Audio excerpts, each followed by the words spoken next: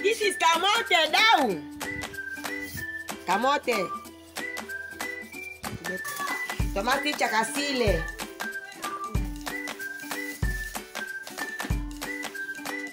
Aqui, ukay-ukay.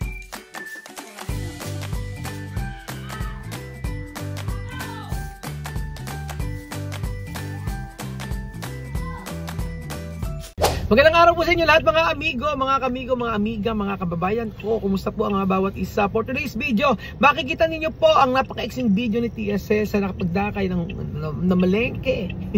Na malengke at ay, ang saya makita ng mga videos ng mga bata ngayon tsaka sila dyan, yung nagtatagalog sila. Sabi ko nga sa inyo, yung kanilang pagkatagalog kung talagang na-practice at yung fluent sila. Ang saya makita na nagbablog sila ng ganyan kasi kumakain sila ng pagkain nila, di ba? Yung mga bagay na ituro ng Pilipinas, ng Wesleyan University Philippines ay sobrang laki para sa mga bata. Nako. Kahit magsisi tayo o magsisi man na sila na dapat hindi muna sila ganito, wala na magagawa. Dapat hindi muna sila umalis, wala tayong magagawa. Sa akin right now is yung masaya naman pala si Tia Celsa doon at nakikita naman natin. Pero pagkausap ko naman, bakit ganun? Ang lungkot niya. Pagkausap ko naman ay yung boses niya para siyang iiyak na ewan ba? Oo, parang for sure namimiss ang Pilipinas, ganun.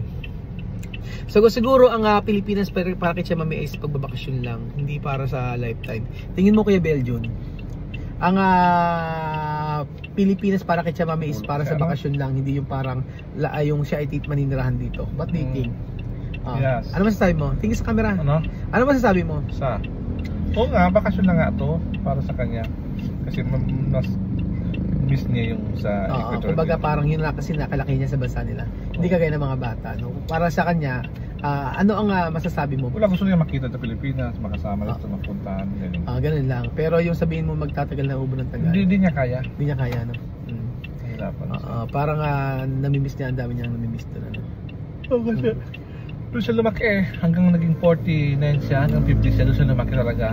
Kaya yung maging ibang siguro kung bata pa siya, pwede. Like pero kung matanda ka na pupunta ka dito, siyempre, there's always feels like home. Pero sila tayo, pag pupunta tayo sa Ecuador Guinea, gusto natin bumalik pa sa Pilipinas. Pero na tayo. Pero kung tayo lumaki sa Ecuador Guinea, hanggang lumaki tayo, siyempre, miss pa rin yung bansa. Like yung mga sila Bibian, sila Amir, si Misma, si Sophie, tsaka si Alima, pwede, diba? Ayun.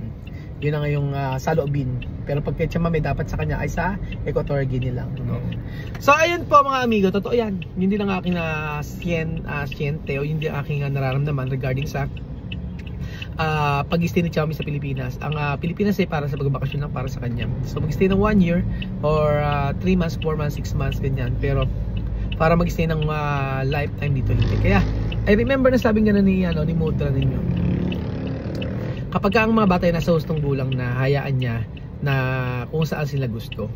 So nakikita ko kay Amir, Bibian, Misma, Sophie at Alima. Ngayon si Sophie at Alima kahit saan lang yan pwede kasi bata pa. Pero nakita ko kay Misma, Amir tsaka si Bibian dito talaga sila para sa Pilipinas. And one thing na naalala ko na sabi ni Amir na nag-message sa akin na gusto ko nang bumalik din sa Pilipinas at makasama ka habang buhay. Magpakailan. Makasama ka magpakailanman. Ganun ang Tagalog niya. Tagalog yung sinay niya. Asan ba? Gusto ko asan ba yun? Amir. Antonio. Para malaman ninyo. Ayan. Ang sabi niya ay ganito. Ayan. Ayan. Basahin nyo. Yan ang message niya. Yan ang message niya. Na gusto ko, Kuya Raul, gusto ko bumalik sa Pilipinas. Dito hindi maganda. Mas gusto kong makasama ka sa Pilipinas magpakailanman. Yun ang sabing gano'n ng batang ito na talaga ng mga umano sa aking puso, kumurot sa aking puso. Na bakit ba hahadlangan yung kagustuhan ng bata kung saan siya masaya. So minsan tayong mga magulang ay akala natin yun ang makakabuti sa mga bata, pero hindi pala. minsan na 'di ba ang dapat isip natin ay ano ba ang makakabuti para sa mga bata. Yun ang lagi nating iniisip bilang sa magulang. Pero siguro dahil isa ay ibang lahi, iba ang kanyang kinalakihan, iba ang kanyang kultura, iba ang kanyang paniniwala, ay hindi nangyayari yun. Kumbaga parang ang saloobin niya is ako ang nanay, ako ang tatay, ako ang dapat masunod at ito ang dapat nating gawin. Ganon. So hindi sinasabi na ito ay makakabuti. Sometimes ang hindi rin dapat makinig din tayo sa mga anak natin. Minsan akala natin na okay to pero hindi naman pala.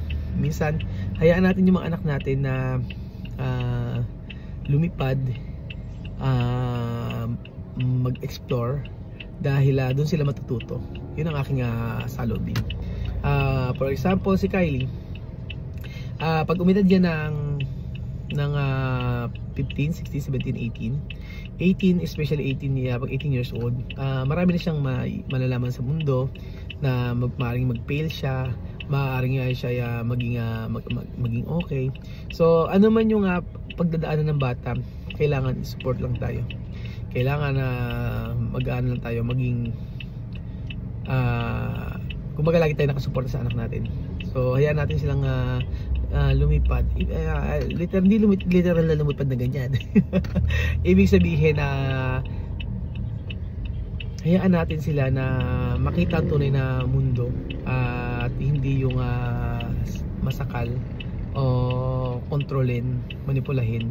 Pagkos tayo ay magsilbing guide at sa kanilang tinatahak na buhay. Yun po. So for today's video ay makikita nyo po si Mudra kung gaano siya kasaya sa Pilipinas at niyayabang niya ang kanyang mga binili na siya nag-level up na raw kanyang buhay. Totoo ba? Yun po ang sabi niya mga amigo. So panoorin nyo po si Tia Celsa.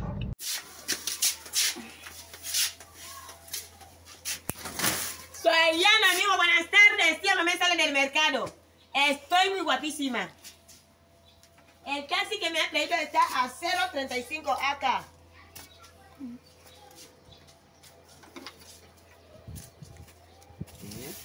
Sí, a mi niña. Tía Mamé cocinando medio kilo de pata de gallina. Ahora tía Mamé cocina 3 kilos de comida en la olla. Tía Mamé comiendo palmista con medio kilo de pata de gallina todos los días. Ahora tía Mamé solamente fresco. La vida ha cambiado. Así mis vecinas me burlaban. Cuando mis niñas eran pequeñitas. Yo cocino medio kilo de comida. Ahora mis niñas ya son grandes. ¡Ay! This is camote down. Camote. Tubérculo. Se llama camote. Tubérculo. ¿Lo gasta? ¿Cuándo lo vas a comer?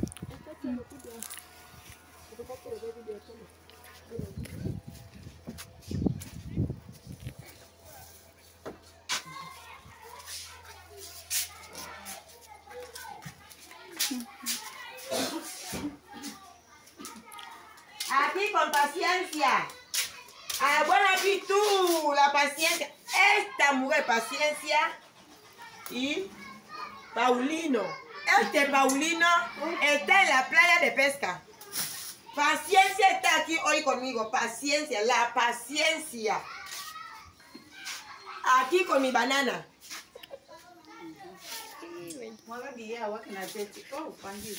Aquí con yuca. Comida preferida de tía Mami.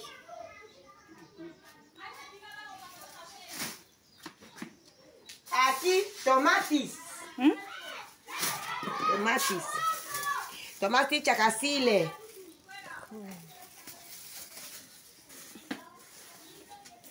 Aquí cucayucay.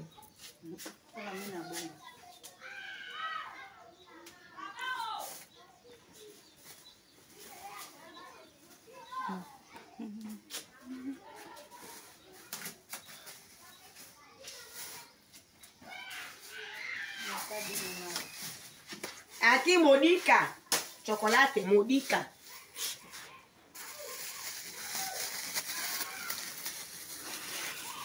uli ka.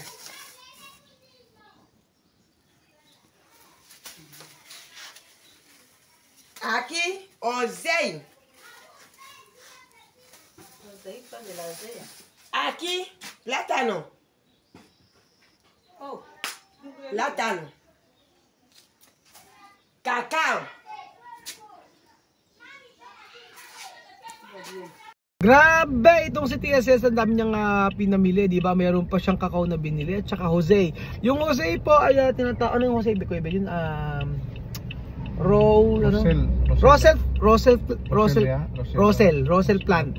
Oh, yung Rosel plant may bulaklak yon, tapos yun po ang ginagawang juice sa Equatorial Guinea. Medyo maasim, pero lalagyan ng asukal yon, tapos ginagawa ng ice candy. So nabebenta yun sa 10 piso doon sa Equatorial Guinea. Nilagyan sa may bote na maliit, o sa may mineral water o sa may bottled water. Doon nilalagay yun. So nakakamiss din yung Rosel, yung Jose na tinatawag na yun. At mabibili niyo sa mga tindahan. At grabe, no?